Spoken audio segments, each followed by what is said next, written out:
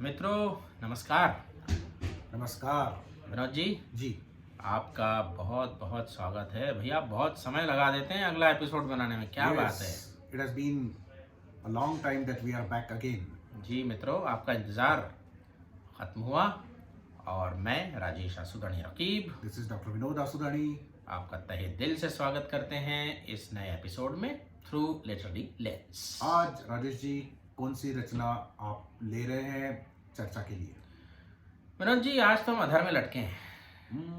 क्या त्रिशंकु की बात कर रहे हैं? जी बिल्कुल, जैसे विश्वामित्र लटके थे त्रिशंकु में, हम में से कई लोग ना जी, हम में से कई लोग लटके रहते हैं जीवन में त्रिशंकु की तरह, बीच में लटके रहते। अधांतरी, मराठी में उसका कहते हैं अधांतरी। जी, this is a Marathi novel Adhantari by Jaywant Dalvi ji, 1925 to 1994।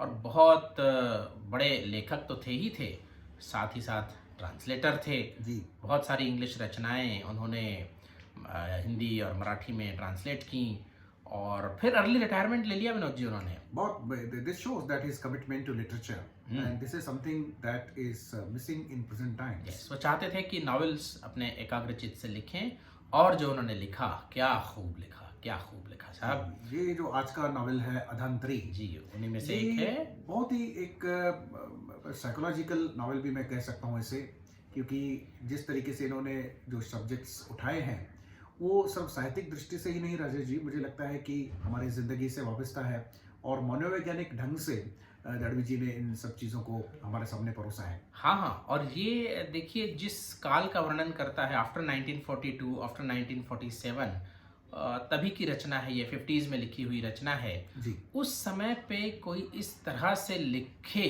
ये अपने आप में बहुत बड़ी ये बात भारतीय मालूम होती है। क्षेत्रीय जो हमारी भाषा है उनके साहित्यिक परिपक्वता का भी परिचायक है। बिल्कुल, और आपको लगेगा ही नहीं कि आज से 50-60 साल पहले लिखी हुई रचना है, लेकिन उसमें जो रेफरेंसेस आते हैं, चाहे वो 42 के आंदोलन का हो, नई नई आज़ादी का हो, तो वो आपको बताते हैं कि वो कालखंड वही है जब वो लिख रहे हैं। लेकिन ये एक यूनिवर्सली वैलिड रचना है जो उन्होंने, जैसा कि आपने कहा कि जो विषय उन्होंने और जिस तरह से उसको चित्रित किया है, जिस तरह से उसका वर्णन किया है, वो मनोवैज्ञानिक। बिल्कुल, यदि आप मुझे परमिशन दें जी, तो मैं इस नावल को एक स्त्रीवादी चिंतन का नावल भी कह सकता हूँ। वो इसलिए, हालांकि ये लेबलिंग नहीं की जा सकती, फिर भी इस नावल की जो मुख्य नायिका है जिसे कहेंगे, जिसके इर्द गिर्द संपूर्ण नावल चलता है, संपूर्ण उपन्यास की कहानी चलती है, वो सावित्री सौ, या जिसे शादी के बाद अपर्णा, खुद उसने अपना नाम अपर्णा रखा, उसके हस्बैंड ने नहीं बदला नाम, क्योंकि खुद उसे अपना पुराना नाम लगा। बिल्कुल। तो अलग अलग समय पर अलग अलग सिचुएशंस में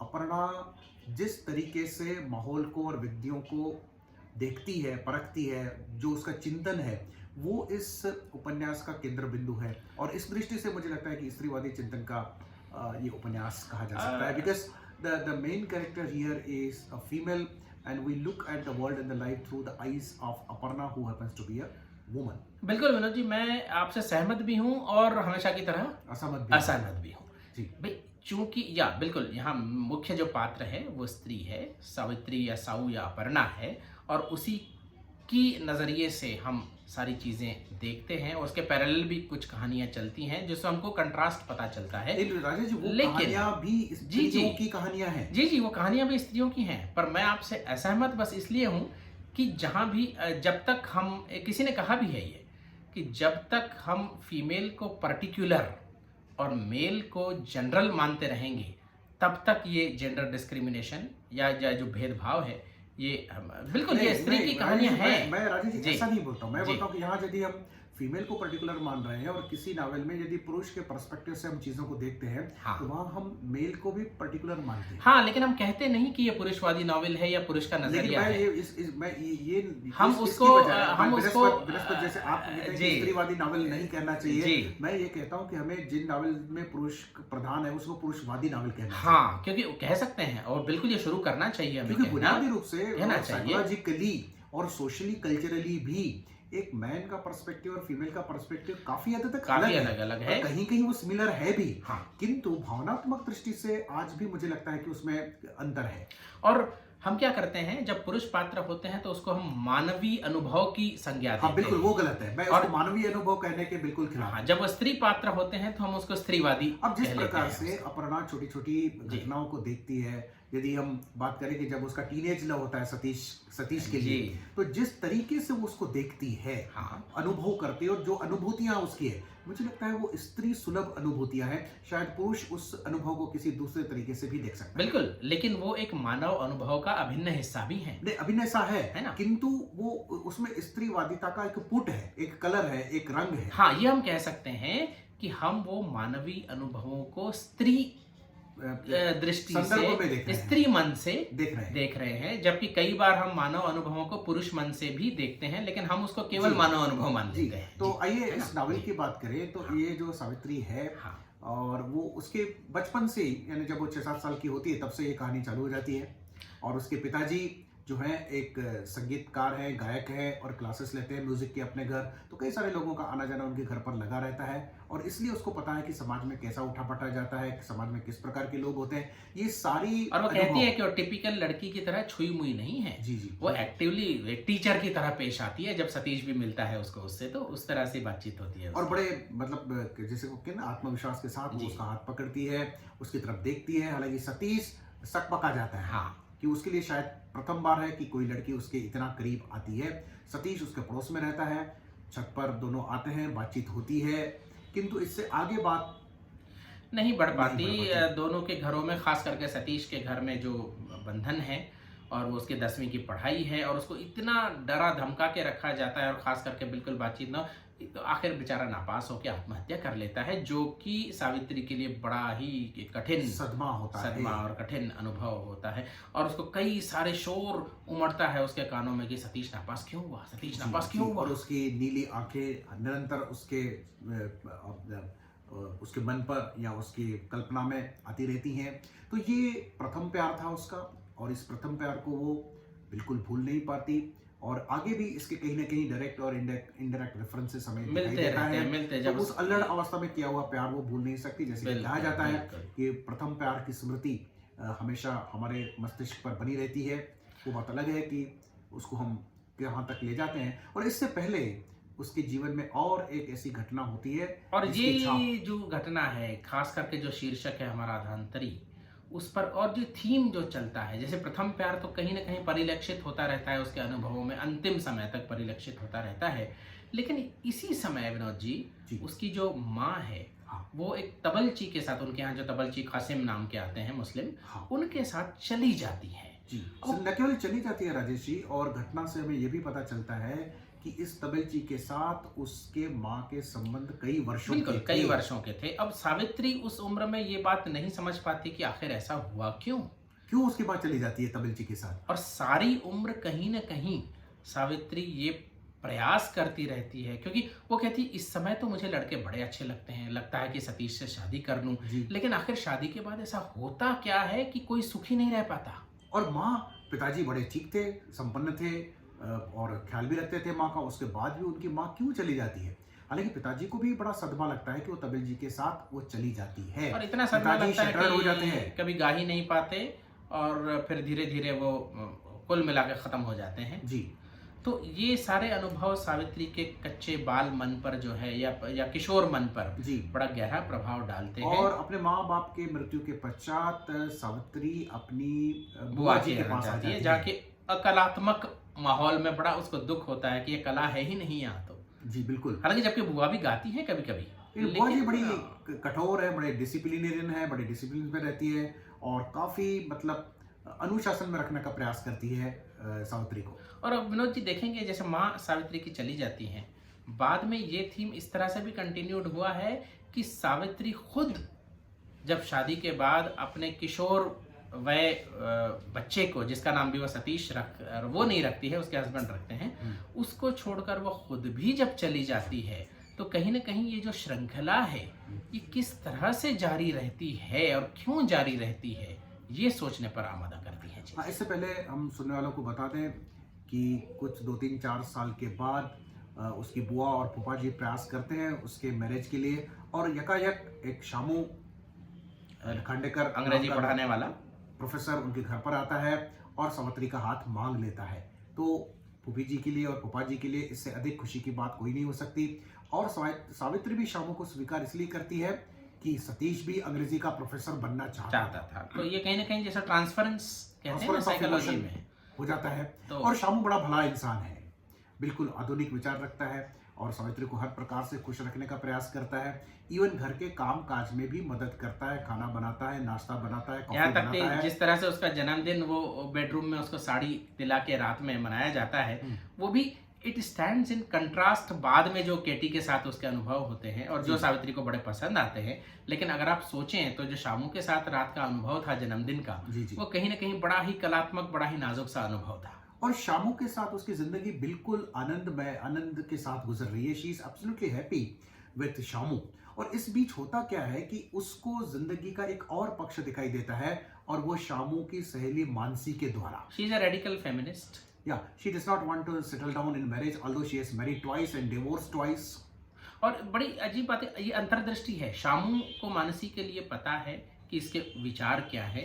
वो कहता है मैं इंटेलेक्चुअली, बौद्धिक रूप से तो इन विचारों से सहमत हूँ, पर ये विचार जो अल्ट्रा फेमिनिज्म विचार है मैं अपना नहीं पाऊंगा, इसलिए मैंने मानसी से शादी नहीं की। ये सीधी सी बात है, ये बड़ी गहरी इंसाइट है। ये यहाँ पर गहरी इंसाइट तो है, but this shows the contradiction in the thoughts of the male folks. They admire the freedom, they admire the freedom in women, they admire that they should be intellectually liberated, but at the same time they want that the wife should be submissive. बिल्कुल। और मानसी ये कहती है कि इसीलिए दो पतियों को छोड़ के अभी एक मित्र के साथ रह रही है, क्योंकि वो दो पति उसको एज अ पर्सन स्वीकार नहीं कर पाते थे, ओनली एज अ वाइफ स्वीकार कर पाते थे। कहीं ना कहीं वो अपना नियंत्रण स्थापित करना चाहते हैं वाइफ पर कि कहाँ जाए कहाँ न जाए, किसके साथ बात करे, किसके साथ हंसे, किसके साथ ना हंसे। तो इस प्रकार से woman is reduced to the object, level of object. तो यहाँ मानसी अपने विचारों में परिपक्व है, उस तरह से वो जीवन जी रही है, लेकिन इसका जो प्रभाव अपर्णा पे पड़ता है वो बड़ा ही मार्मिक प्रभाव पड़ता है जी। तो शामू के साथ जिंदगी अच्छी खासी कट रही थी, फिर भी उसको कहीं ना कहीं घुटन का एहसास होता है, वो शायद मानसी की स्वच्छंदता को देखने के पश्चात।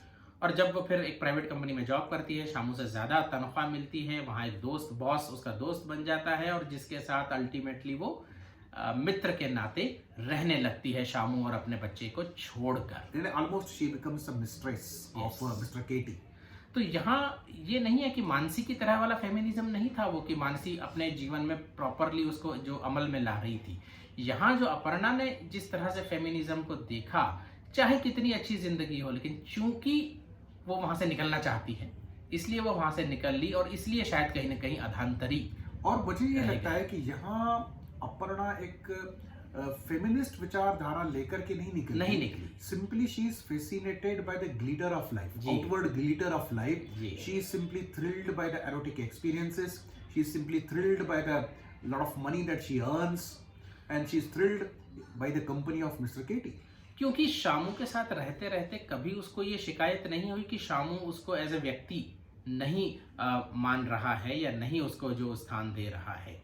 उनका हंसी खुशी अच्छी जिंदगी थी उनकी, जब तक मानसी ने आकर अपने जो विचार नहीं बताए।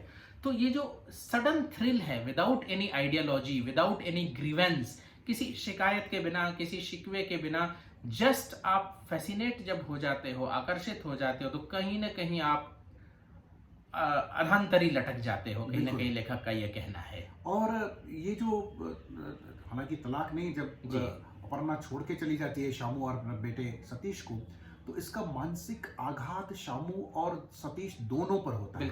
दोनों इसको कहीं ना कहीं स्वीकार नहीं कर पाते। सतीश पे ज्यादा होता है, बिल्कुल, क्योंकि वो टीनेजर है उस समय और वो धीरे धीरे अपनी माँ से नफरत भी करने लगता है, कभी मिलने नहीं आता, और उसको एक दो पत्र भी लिखता है कि वो अब वो खांडेकर सरनेम छोड़ दे तो ज्यादा बेहतर। या हॉस्पिटल में जब एक्सीडेंट होता है तो शामू, उसका हस्बैंड, तो कहता है कि मैं मिलने आना चाहता था पर सतीश ने रोक दिया।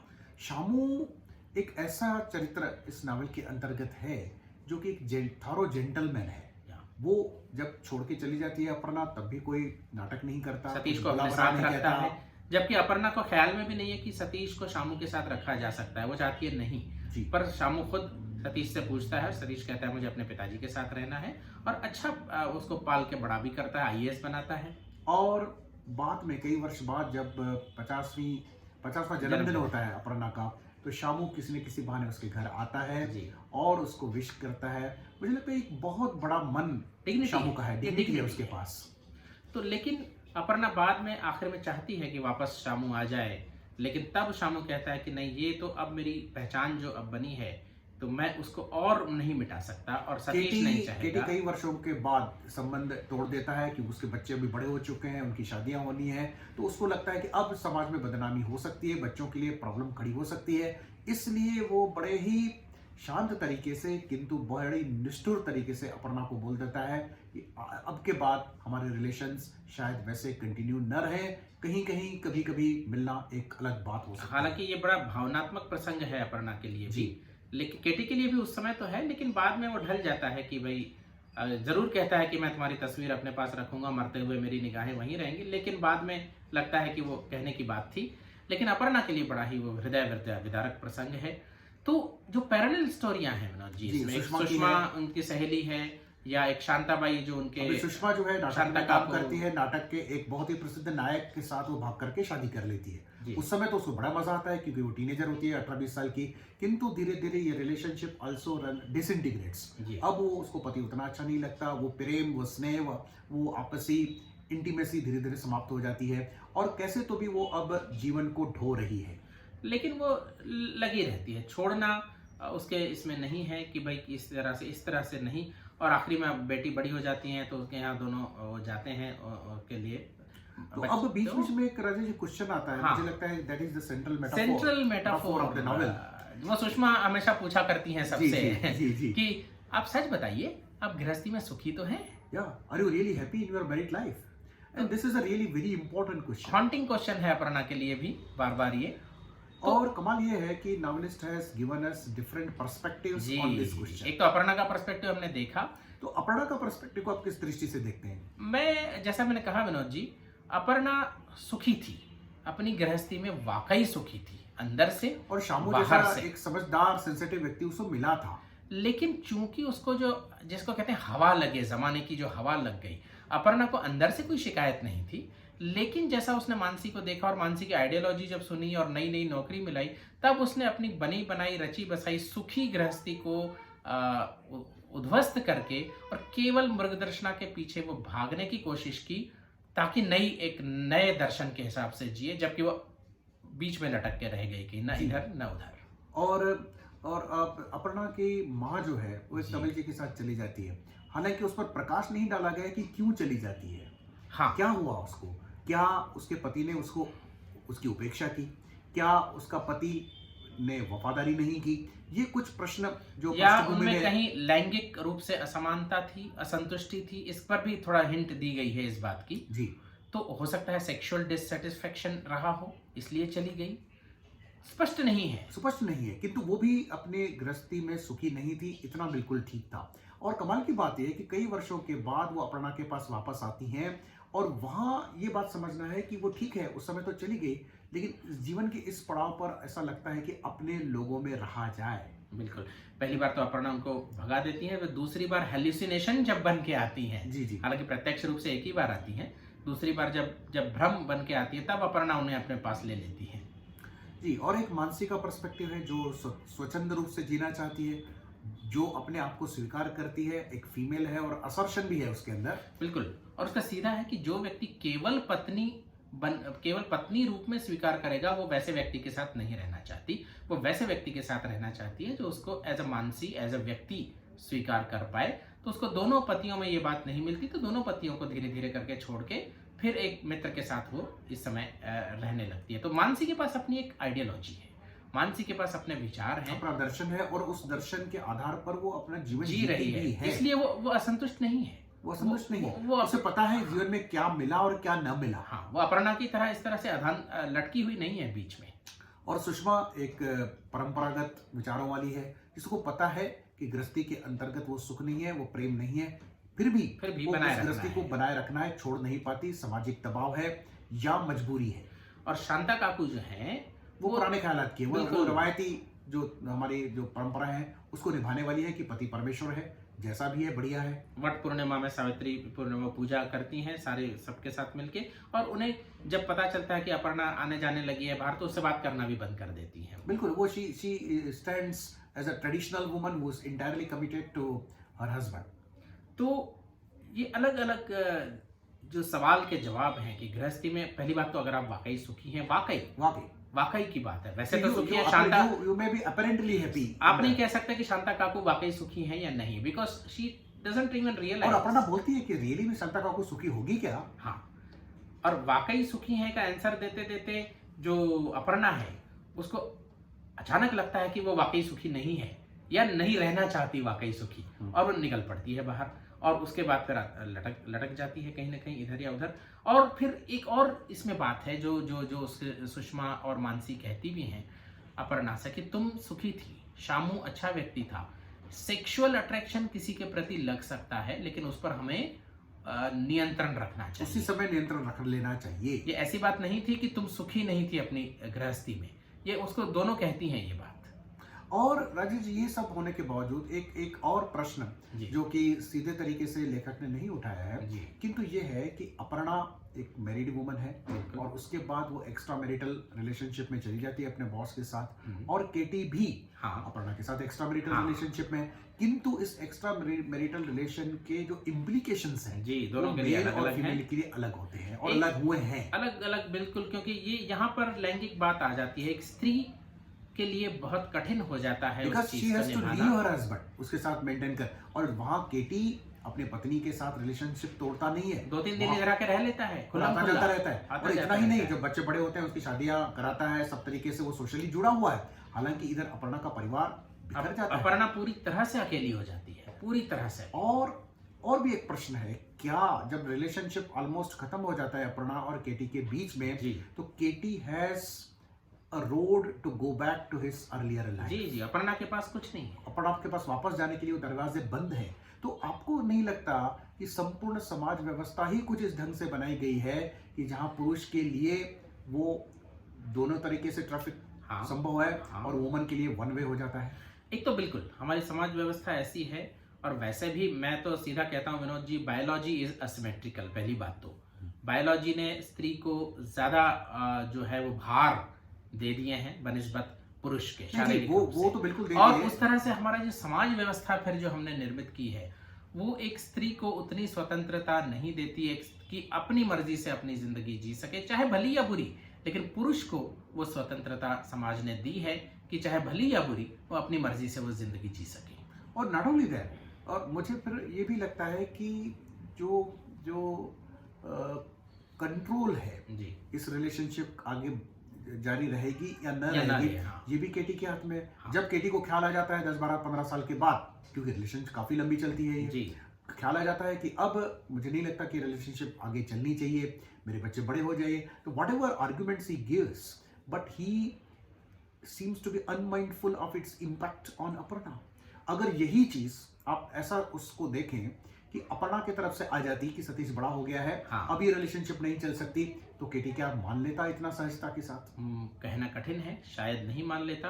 और कहीं ना कहीं ये भी बात है, जो प्रश्न है कि आप सचमुच गृहस्थी में सुखी हैं, अगर नहीं है तो क्या कर सकते हैं, तो उसका कहीं ना कहीं ये भी अप्रत्यक्ष सा हिंट दी है लेखक ने कि आप गृहस्थी को तोड़े नहीं, गृहस्थी को तोड़ के अगर आप कहीं और कुछ करना चाहें तो शायद आप लटक जाएंगे अधांतरी। गृहस्थी में रहते हुए ही, जैसे सुषमा को आप देख लें या केटी को देख लें, तो इस तरह से केटी चाहता था कि हम इस गृहस्थी को ना तोड़े और इस प्रकार से रिलेशनशिप चलती रहे। लेकिन अपर्णा ने बड़ी निर्दयता से, ये मैं कहूंगा, अपर्णा ने ये नहीं सोचा कि गृहस्थी बनाए रखो, क्योंकि शामू की तरफ से ऐसा कोई आरोप नहीं था। वो चाहती तो शामू के साथ गृहस्थी बन चलती भी रहती, और केटी के साथ जब जितने समय रिलेशन वो चाहती वो भी रह जाते।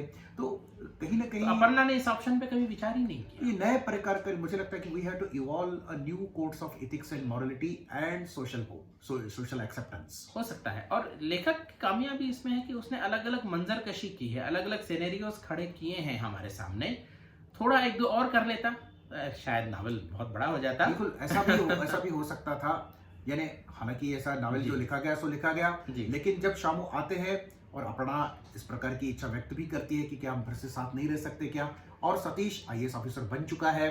सतीश को अपनी लाइफ में सेटल करके Shamu could have come back to Aparna, I think तो शामू का स्ट्रेचर और बढ़ जाता और एक और नया पर्सपेक्टिव मिल जाता कि शामू का प्रेम जो था वो सही में ठीक था। काफी एक और अपर्णा एक लेसन लेने के बाद, after having gone through that crisis, when she comes back, she would have been a redeemed woman.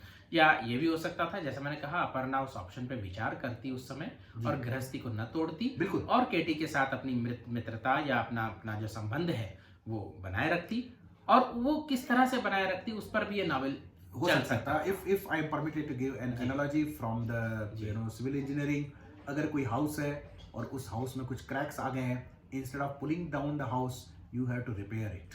बिल्कुल, और वो शायद कहीं गृहस्थी को मुकम्मल भी करता, सुख जिसको हम कहते हैं उसकी तरफ भाई वो, जैसे सुषमा तो ऐसा कोशिश सुषमा की तो रहे। हालांकि ये बात नहीं है कि सुषमा एग्जैक्टली कैसे इस प्रश्न का सॉल्यूशन ढूंढती है, इस बारे में लेखक ने कुछ विशेष नहीं कहा है। जी नहीं, तो लेकिन ऐसा पॉसिबल है, बिकॉज क्या होता है कि एक चीज को आप तोड़ करके जब नया निर्माण करते हैं तो उसमें फिर अपने इनहेरेंट डिफेक्ट्स भी आते हैं, लेकिन गृहस्थी को वैसा बरकरार रखें, उसमें जो मिसिंग है उसकी भरपाई यदि कहीं से हो सकती है। अब of course I think the listeners are wise enough to understand emotional, erotic, psychological और इंटेलेक्चुअल जो भी भरपाई हो सकती है उसको अगर की जाए तो शायद जिंदगी कहीं ना कहीं मुकम्मल होने के कगार तक तो पहुंच ही सकती है। पर कहीं ना कहीं फिर ये बात आ जाती है कि ये 50-60 साल पहले जो लिखी गई रचना है, शायद आज हम 21वीं सदी की तीसरी दहाई में ये बात हम कह रहे हैं।